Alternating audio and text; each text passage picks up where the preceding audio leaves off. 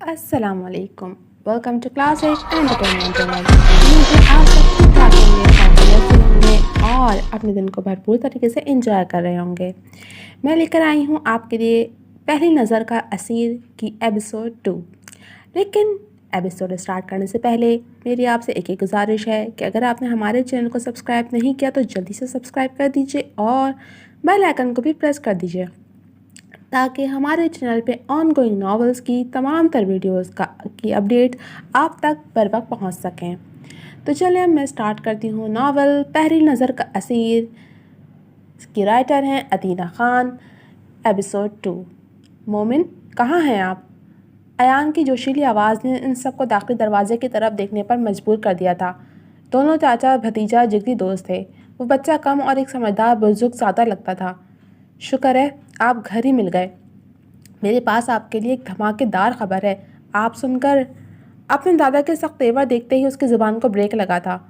Oops, dad, is everything all right? आप इतने गुस्से में क्यों हैं? मैंने आपको कितनी बार कहा है कूल कूल रहा करें। गुस्सा करने से आपका बीपी शूट कर जाता है। वो अब फिक्रमंदी से आफ्ताब रईसानी की तरफ मुड़ा था और उनका हाथ पकड़कर लाउंज में ले गया। जाते जाते मोमिन की तरफ विक्ट्री का निशान बनाया। आफ्ताब रईसानी बच्चों के साथ नरमी से पेश आते थे और इसी बात का फ़ायदा उठाकर अयान हमेशा अपने चाचू को बचा लेता था। वो अपने चाचू से 12 साल छोटा था मगर उनको नाम से ही बुलाता था। वजह उनकी गहरी दोस्ती थी। उफ, शुक्र है अयान वक्त पर आ गया, वरना मेरा तो हार्ट फेल हो जाना था। निम्रा भाभी ने बेसाख्ता दिल पर हाथ रखा था। इतना कमज़ोर दिल है तो नहीं है तुम्हारा। फ़ारूक की बरबराहट पर जहाँ सब ने मुस्कुराहट दबाई थी वहीं निम्रा ने उन्हें घूरा था। यार तुम भी बस कर दो, अब क्यों हमें गंजा करवाने पर तुले हो? हबीब रईसानी ने उसके सामने हाथ जोड़े तो उसने बेनियाजी से निगाहें फेरी। जब तक मेरा यार मौजूद है तब तक आपके बाल सलामत रहेंगे। उसने फ़ख्र से अयान का हवाला दिया। बस बहुत हो गया, जल्दी से फ्रेश हो जाओ जाकर, मैं लंच लगवाती हूँ। अलीना भाभी ने उसे आंखें दिखाईं। वो की चेन घुमाते हुए अंदर की तरफ बढ़ गया। रात के 12 बजे वो अपने कमरे में लेटा फ़ोन पर स्क्रॉलिंग कर रहा था जब दबे पाँव अयान और जर्निश अंदर दाखिल हुए।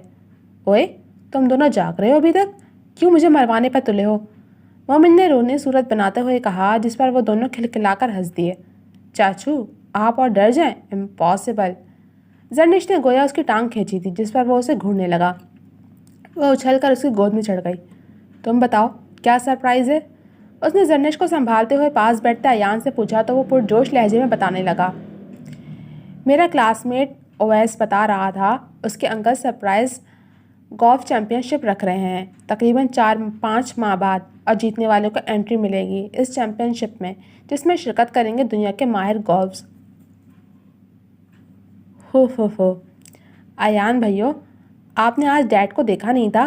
कितने गुस्से में थे, और अब आप चाचू को फिर इसी काम पर लगा रहे हैं। That's not fair.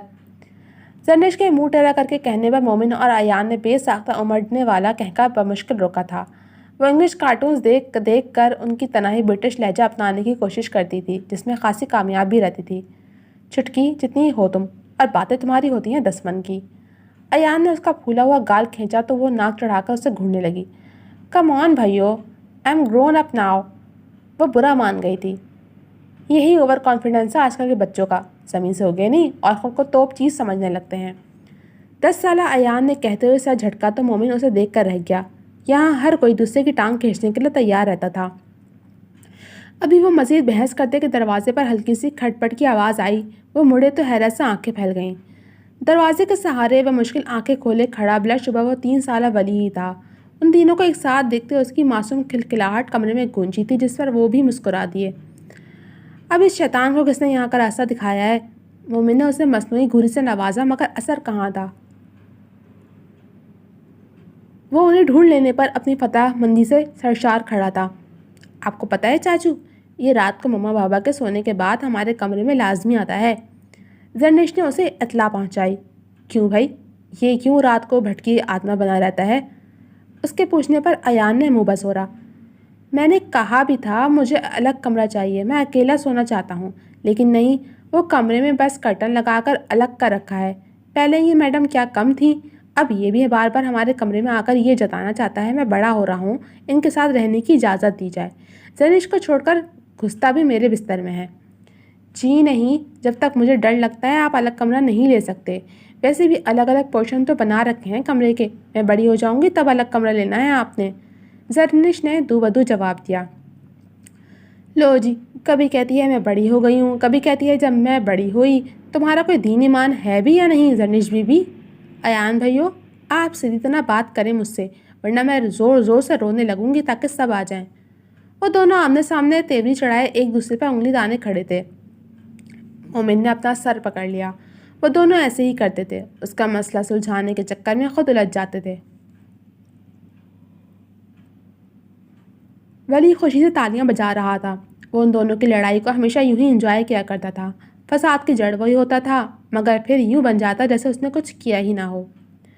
وہ گھر پہنچی تو ہمیشہ کی طرح سب غائب تھے۔ اس نے شکر منایا کیونکہ وہ بھی کسی سے بات کرنے کے موڈ میں نہیں تھی۔ ڈیڈ کی سیکنڈ وائف کی نہ جانے کیا بری عادت تھی، وہ اس سے اس کی مم کے بارے میں بہت کچھ پوچھ گچھ کرتی تھی، جس سے اسے شدید کوفت ہوتی تھی۔ اپنے کمرے میں آتے ہی وہ سستی سے بیڈ پر ڈھہ گئی۔ آنکھیں بند کرتے ہی اس کا ذہن فلیٹ میں ملے شخص سے گرد گھومنے لگا۔ کچھ لوگ کتنے خوش باش رہتے ہیں، جیسے کوئی غم انہیں کبھی چھو کر ہی نہ گزرا ہو۔ اس نے بے ساختہ سوچیں پرواز کرتے ہوئے راستے میں ملے لڑکوں تک جا پہنچی۔ آل مینرڈ۔ اس نے سر جھٹکا اور سلیپنگ سوٹ لیتی فریش ہونے چلی گئی۔ اس کا ارادہ بھرپور نیند لینے کا تھا۔ ڈیڈ کو تو خود سے اس کے بارے میں خیال ہی نہیں آتا تھا، اس لیے اب وہ کافی لمبی نیند لینے کا ارادہ رکھتی تھی۔ آفتاب رئیسانی اسسٹنٹ کمشنر تھے۔ ان کی پوسٹنگ مختلف شہروں میں ہوتی رہتی تھی۔ ان کا آبائی علاقہ مری کے قریب واقع تھا۔ وہ قبائلی خاندان سے تعلق رکھتے تھے۔ ان کے آبائی اجداد بیوروکریسی کی طرف رجحان ہونے کی وجہ سے اسلام آباد آ بسے تھے۔ ان کا خاندان خوش و خرم تھا، ایک نرم خو بیوی اور 3 بیٹے۔ وہ خود اکلوتے بھائی تھے، آگے اللہ تعالیٰ نے انہیں بھی صرف بیٹوں سے نوازا تھا۔ ان کی دیرینہ خواہش تھی کہ ان کی بھی ایک بیٹی ہوتی۔ ان کی خوش و خرم زندگی میں بھوچال تب آیا جب ان کی بیوی کو کینسر کی تشخیص ہوئی۔ وہ عرصہ ان کے ساتھ ساتھ ان کے بیٹوں کے لیے بھی کافی تکلیف دہ تھا، لیکن آخر کینسر کی جیت ہوئی اور ان کی بیوی زندگی کی بازی ہار گئی۔ مومن چھوٹا ہونے کی وجہ سے اپنی ماں کا بہت لاڈلا تھا۔ ان کی وفات کا اس نے گہرا اثر لیا تھا۔ وہ چپ چپ رہنے لگا تھا، تبھی اس کے بھائیوں نے اسے بے جا لاڈ پیار دیا تھا۔ ماں کی وفات کے وقت وہ 10 سال کا تھا، پھر بڑھتی عمر کے ساتھ وہ مزید ضدی اور ہٹ درم ہو گیا تھا۔ اس کی دونوں بھابھی بھی اسے اپنی چھوٹے بھائیوں کی طرح عزیز رکھتی تھیں۔ حبیب رئیسانی کی بیوی علینا ان کے بابا کے دوست کی بیٹی تھیں، جبکہ نمرہ فرخ رئیسانی کی کلاس فیلو تھیں۔ دونوں بھائیوں نے بابا کی رضامندی سے اپنی پسند کی شادیاں کی تھیں۔ انہوں نے شادی کا فیصلہ ان پر چھوڑ رکھا تھا۔ وہ خود ان سب جھنجھٹ سے دور رہنا چاہتے تھے کیونکہ ان کی نوکری کے بہت سے مسائل تھے۔ حبیب رئیسانی کا ایک 10 سالہ بیٹا ایان تھا، جبکہ فرخ رئیسانی کی ایک 6 سالہ بیٹی زرنش تھی اور 3 سالہ بیٹا ولی تھا۔ مومن رئیسانی یونیورسٹی آف کراچی سے BBA کر رہا تھا، جس میں اپنی مرضی سے داخلہ لینے کے باوجود اس کی دلچسپی 0 تھی۔ وہ اپنے دوستوں کے ساتھ ہمیشہ گولف کھیلتے پایا جاتا تھا۔ آفتاب رئیسانی چاہے مومن سے کتنی سرد مہری سے پیش آتے، مگر وہ اپنے بیٹوں میں سب سے زیادہ محبت بھی اسی سے کرتے تھے۔ اس نے ماں کی سب سے زیادہ کمی محسوس کی تھی۔ وہ چاہتے تھے وہ ایک پرفیکٹ زندگی گزارے، تبھی اسے ڈانٹتے رہتے تھے، مگر اس سے کوئی فرق نہیں پڑتا تھا۔ وہ اپنی دنیا میں مگن تھا۔ آج صبح سے اس پر قطونیت طاری تھی۔ وجہ مالی کی 8 سال کی بیٹی تھی، جس کا باپ پودوں کی کاٹ چھانٹ کرتا ہوا اس سے بھی باتیں کر رہا تھا۔ اس بچے کی کھلکھلاہٹیں کھڑکی سے اندر آتی مسلسل اسے ناگوار گزر رہی تھیں۔ وہ والدین کو اپنے بچوں کے ساتھ خوش دیکھ کر خود ترسی کا شکار ہونے لگتی تھی۔ اب بھی وہ غصے سے اٹھ کر ان کے سر پر جا پہنچی، جس پر اس کے کڑے تیور دیکھتے وہ دونوں باپ بیٹی بکھلا گئے۔ مالک کافی عرصے سے یہاں کام کر رہا تھا اور چھوٹی بیوی کی نرم خوئی سے واقف تھا، مگر اسے آج وہ ٹھیک نہیں لگ رہی تھی۔ تبھی سر جھکا کر کھڑا ہو گیا۔ کرم دین، کام کے وقت صرف کام کیا کریں، بچوں کو کام سے الگ رکھا کریں، سمجھ رہے ہیں میری بات؟ اس نے بمشکل لہجہ ہموار کیا۔ جی بیوی جی، معذرت، آج اس کی ماں کہیں کام سے گئی تھی تو میں… اس کی بات پوری ہونے سے پہلے وہ واپس پلٹ گئی۔ رہی سے ہی کسر بابا نے پوری کر دی۔ ان سے ملاقات ہوئی تو وہ ہمیشہ کی طرح اس سے عجلت میں ملے تھے۔ اس کی حسرت ہی رہ گئی وہ کبھی اس سے مل بیٹھ کر بات کریں، اس کے دل کا حال جانیں، کچھ اس کی سنیں، کچھ اپنی سنائیں، مگر ان کے پاس وقت ہی نہیں تھا۔ یہی سوچ سوچ کر اسے آج نہ جانے کیوں گھبراہٹ ہو رہی تھی۔ تبھی وہ آئس کریم کھانے کے لیے قریبی ریسٹورنٹ میں آ گئی۔ ویٹر اس کی favourite marble stone ice cream رکھ گیا تھا وہ سوچوں میں گم کافی دیر سے اسے دیکھ رہی تھی، یہاں تک کہ اسے اپنے سامنے کسی کے بیٹھنے کا احساس تک نہ ہوا۔ چونکی تو تب جب بولنے کی آواز آئی، محترمہ، اسے گھوڑنے سے کوئی چیز کھائی جا سکتی تو سب سے پہلے میں یہ ٹیکنیک استعمال کرتا، مگر افسوس اس کو کھانے کے لیے آپ کو ہاتھ ہلانا ہی پڑے گا۔ اگر یہ کچھ دیر اور رکھی رہی تو شیک بن جائے گی، پھر آپ کو اسٹرا لگا کر پینی پڑے گی۔ وہ جو بھی تھا بہت فرصت سے بیٹھا تھا، وہ اب آئس کریم کے بجائے اسے گھور رہی تھی، مگر مقابل پہ ٹھیٹ واقع ہوا تھا۔ وہ بھی اسی طرح اس کی آنکھوں میں آنکھیں ڈالے اسے گھورنے لگا۔ وہ اس کے ڈھیٹ پن پر سٹپٹاتی نگاہوں کا زاویہ بدل گئی۔ مومن دلکشی سے مسکرا دیا۔ پہلی ملاقات میں اس نے دور سے دیکھ کر اس کی آنکھوں کی خوبصورتی کا اندازہ لگا لیا تھا، اور آج قریب سے دیکھ کر وہ ان کا مزید اسیر ہو گیا تھا۔ وہ لڑکی یقیناً اپنے آپ میں مگن رہنے والوں میں سے تھی، تبھی اسے پہچان نہیں پائی تھی، اور مومن نے دل ہی دل میں شکر ادا کیا۔ پہلی بار وہ اپنی آوارگی کی داستان کسی سے چھپانا چاہ رہا تھا۔ کیوں؟ یہ تو وہ خود بھی نہیں جانتا تھا۔ وہ نمرا بھابھی کی فرمائش پر ان کے اور بچوں کے لیے آئس کریم لینے آیا تھا۔ گزرتے ہوئے اچانک ہی اس لڑکی پر نظر پڑی جو گم سم سی بیٹھی تھی۔ وہ اسے پہلی نظر میں ہی پہچان گیا تھا، تبھی خود کو اس کے پاس آنے سے روک نہیں پایا تھا۔ وہ کچھ دیر اس سے رخ پھیرے بیٹھی رہی، مگر اسے ٹس سے مس نہ ہوتے دیکھ کر اس کی طرف سوالیہ نگاہوں سے دیکھنے لگی، گویا پوچھ رہی ہو کیوں بیٹھے ہو یہاں۔ مومن نے بے اختیار دل پر ہاتھ رکھ لیا۔ شاید کسی نے اس لڑکی کو اس کی آنکھوں کی دلکشی کے بارے میں نہیں بتایا تھا، اسی لیے وہ زبان کے بجائے آنکھیں استعمال کرتی تھی۔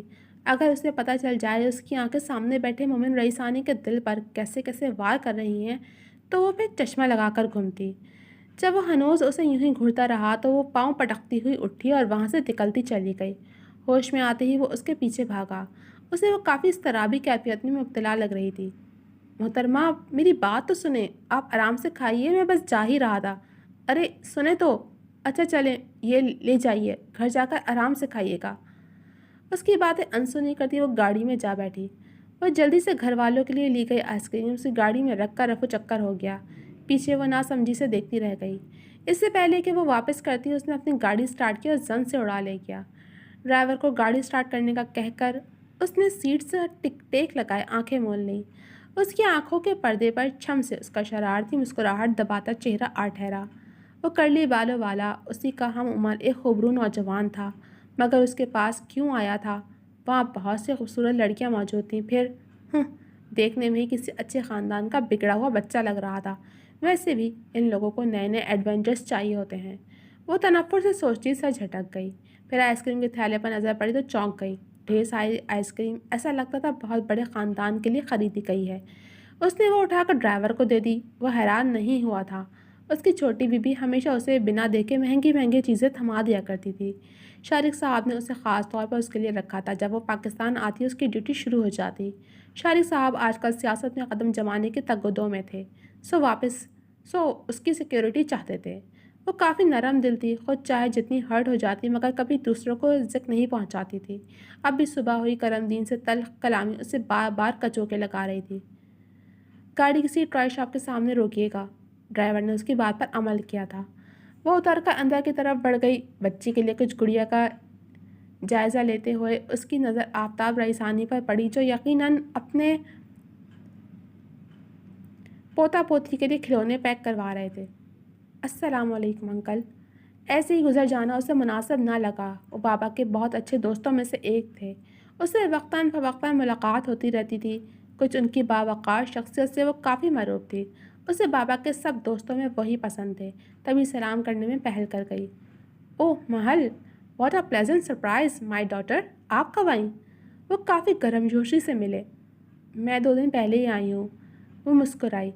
اوکے، اصل میں الیکشنز کی ڈیوٹی کی وجہ سے کافی مصروفیات ہیں، آپ کے ڈیڈ سے بھی ملاقات نہیں ہو پاتی۔ انہوں نے عذر پیش کیا۔ آپ بتائیں یہاں کیسے؟ اب وہ یہاں اس کی موجودگی کی وجہ جاننا چاہ رہے تھے۔ وہ دراصل یہاں گڑیا لینے آئی تھی، کوئی چھوٹی بچی کے لیے۔ وہ کچھ ہچکچاتے ہوئے بولی۔ اسے اپنی نیکیوں کا اشتہار لگانا قطعی پسند نہ تھا، مگر اب بتانا بھی مجبوری تھی۔ اوہ اچھا، ٹھیک ہے، میں چلتا ہوں، بس بچوں کے لیے کچھ چیزیں لینے آیا تھا۔ وہ اس کا جھجکنا بھانپ گئے تھے، تبھی ٹال گئے۔ جی اللہ حافظ۔ اس نے مسکرا کر الوداع کہا تو وہ چلے گئے۔ وہ سرد آہ بھرتی چیزیں دیکھنے لگی۔ کتنا عجیب ہوتا ہے نا، جو ہمارے اپنے ہوتے ہیں ان کے پاس ہمارے ساتھ بات تک کرنے کا وقت نہیں ہوتا، اور جو اپنے نہیں ہوتے وہ کتنی اپنائیت کا احساس دلاتے ہیں۔ وہ سوچا کہ بھون میں الجھی ایک گڑیا پیک کروا کر گاڑی میں آ بیٹھی۔ اب اسے انجانے میں کی گئی غلطی کی تلافی بھی تو کرنی تھی۔ ادھر مومن گھر پہنچا تو کھویا کھویا سا تھا۔ سب نے اس کی غیر دماغی کو نوٹس کیا تھا۔ نمرا بھابھی نے خالی ہاتھ دے کر آئس کریم کا پوچھا تو وہ مسکرا دیا۔ انہیں اس کی دماغی حالت پر شک ہوا تھا۔ آج سے پہلے وہ کبھی ایسے چپ نہیں ہوتا تھا، بچوں کے ساتھ چھیڑ چھاڑ کرتا رہتا تھا۔ آفتاب رئیسانی جو کچھ دیر پہلے ہی لوٹے تھے، ان کے دماغ میں خطرے کی گھنٹی بج گئی تھی۔ انہوں نے ایک عمر گزاری تھی، وہ اپنے بیٹوں کے طور طریقے سب سمجھتے تھے۔ بڑے دونوں بیٹے تو کافی سمجھدار ثابت ہوئے تھے، مگر مومن چھوٹا اور لاؤبالی سا تھا۔ انہیں اس کی طرف سے دھڑکا لگا رہتا تھا۔ اب وہ بغور اسے جانچ رہے تھے۔ فاروق نے حبیب کی طرف اشارہ کیا تو انہوں نے لا علمی سے کندھے اچکا دیے۔ جی ڈیڈ، خیریت؟ آپ نے ہم لوگوں کو ایک ساتھ بلایا؟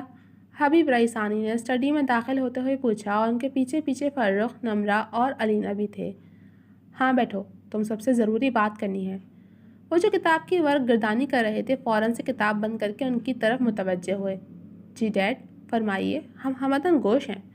فاروق نے ہمیشہ کی طرح اتنی سنجیدہ صورتحال میں پھلجھڑی چھوڑنا چاہی، مگر سب کی تنبیہ شکلیں دیکھ کر فوراً سنجیدہ ہو گئے۔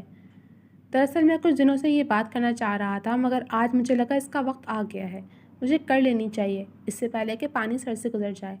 تم لوگوں نے دیکھا ہوگا آج مومن کچھ مشکوک سا دکھائی دے رہا تھا۔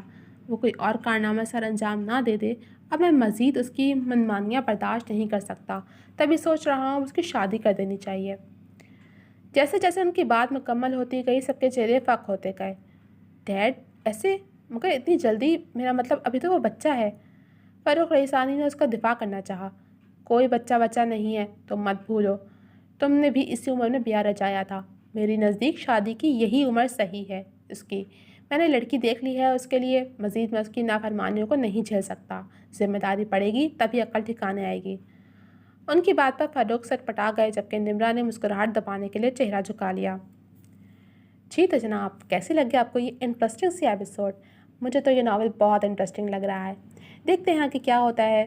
کمنٹ سیکشن میں اپنی رائے کا اظہار ضرور کیجیے گا۔ جلد ملوں گی آپ سے اگلے ایپیسوڈ کے ساتھ، تب تک کے لیے اللہ حافظ۔